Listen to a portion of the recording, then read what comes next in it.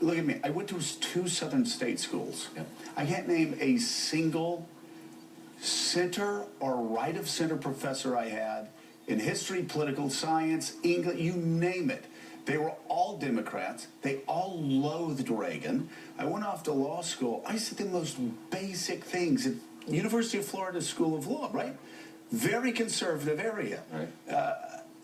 And if you even dared to go a little right of center, a lot of times you get booed in class.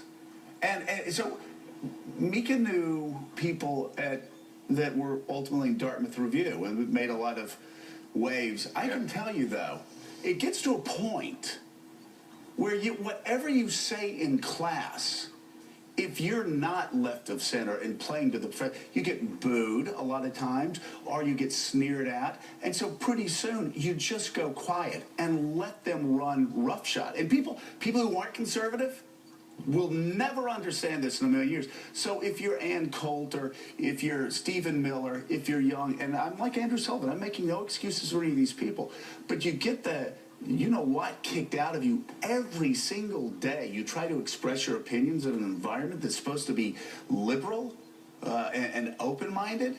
Pretty soon you say, well, listen, if I'm going to Dartmouth and I can't express what 53% of Americans believe in whatever years those were, the late 80s when the Dartmouth Reviews.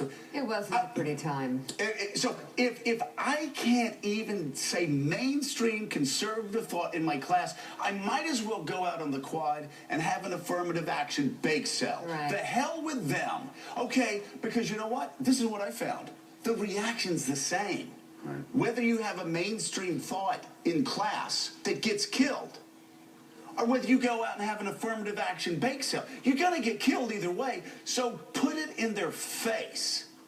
And again, I went to 2 Southern state schools. And by the way, anybody that claims I don't know what, go to hell. You don't know what you're talking about. You live with it every second as a conservative. Every second as a conservative. Joe, I'm talking to him. Okay, I know. It's one of the great failings, and I know you'll agree with me. It's one, and I'm passionate about this for a reason. It is one of the great failings of this country. It's one of the great failings of our academic system that it is so illiberal.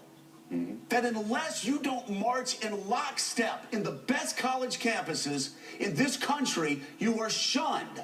So what do you end up doing?